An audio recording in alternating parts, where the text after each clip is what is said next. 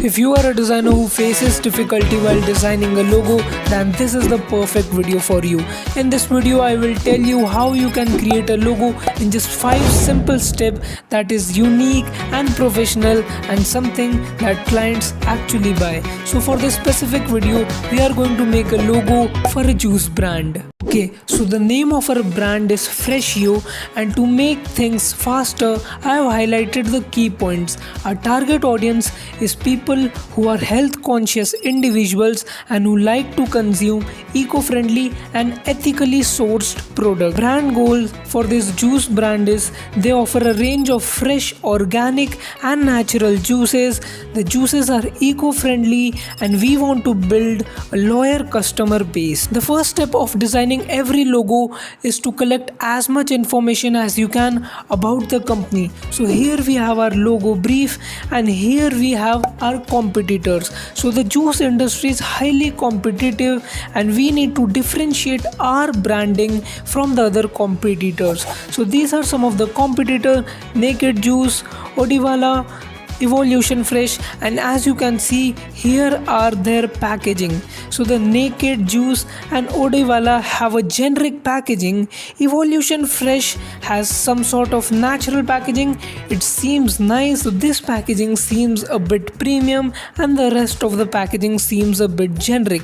So we have to create a packaging that differentiates from our competitor and something that people will actually pick up from a supermarket. So the first step is clear.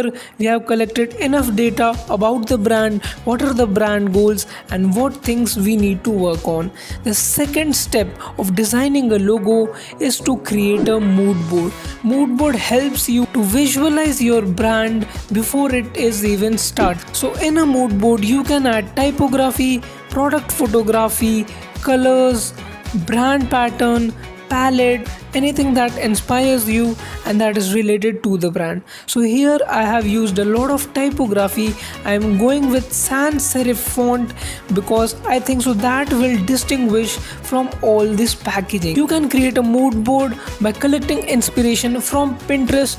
It's my go-to website and you can find a lot of inspiration out there and it can totally change your perspective. Highly recommend you to research about the brand, because if you start bluntly make a logo present to client and if the client does not like the logo, then you have to go through the process once again. So it's better you start with the mood board and brand research. The third step and the most important step of designing a logo is choosing a font. You need to be very careful while choosing a font. You can customize a font, but first you should choose a font that resonates with your brand goals, target market. So here as you can see, all the competitors have used this sans serif font or this handwritten font and they have used this emblem logo. But for this branding, I want to differentiate Freshco from its competitor. So I am going for serif font. The first font is really good, but it can create readability issue. So I'm just going to get rid of it. The second font is really good, but the font is really thin, but I really like the curves. So I'm just going to keep it. The third font is really good. The font is quite thin, so I'm just going to get rid of it. The fourth font is very good. It has a personality. It looks natural, so I'm just going to keep it. The fifth font is also good. I don't like the sharp cut of the R, so I'm just going to get rid of it. And then we have the last font. The last font is also good, but I don't like this negative space between the F and the R, so I'm just going to get rid of it. So here we have two fonts over here. I think so I'm just going to work with this font and I'm going to keep this font as a backup. I will highly recommend you to keep your second favorite font as a backup. So if this font doesn't turns out to be good, you can work on the backup. So first thing I will do is I'm going to make it a bit bigger so it's visible to you guys. Then I'm just going to select the font, press Ctrl Shift O. So that will create outlines. Then you can press N on your keyboard and we can start customizing. To customize the font, I first created the outlines with the help of the pencil tool. I made the font a bit thick so it is more visible and does not look like a too luxury brand.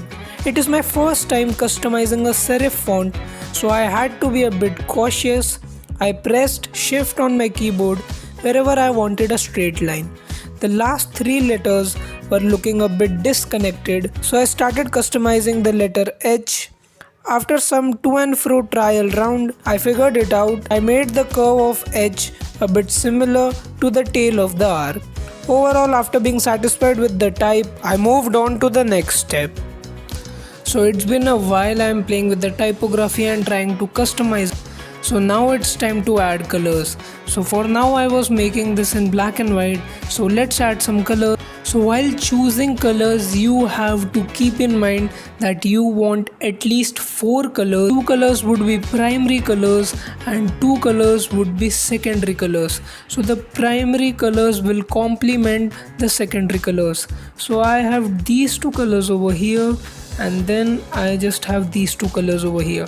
So the problem is these 2 colors are too light, so I just need to find a darker shade of green, and in this way you can easily find best colors for your design. As you all know, I work in black and white, and adding colors can be a bit overwhelming. So I basically create multiple artboards, then I add my primary logo and colors.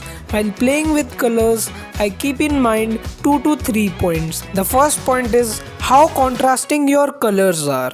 The second point is how readable is our main logo with the primary color and the secondary color, and what kind of vibe does the primary and the secondary color give. It would be hard in the starting phase, but you will figure out your colors after you have enough experience with logo and brand design.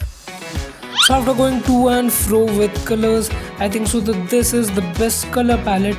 This is a secondary color, this is a primary color, and I have also added little orange on this little eye. I have went with dark blue because it is quite contrasting with the orange color, and then we have our secondary color, which is this creamy color, so it complements both of our color. Now the main step, which is the last step of our logo design, is to create logo variation so that the client can easily use it wherever he prefers. Logo variation can be very helpful to your client as it proves to be versatile.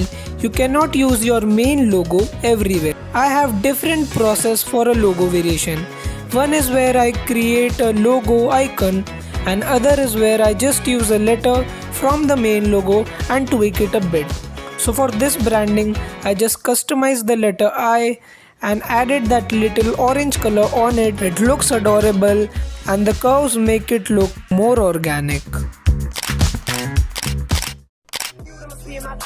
I got a laptop in my back pocket. My pen go off when I hat cock it. Got a fat snap from that back pocket. Made a living and a killing off it. Ever since Bill Clinton was still in office. Like all I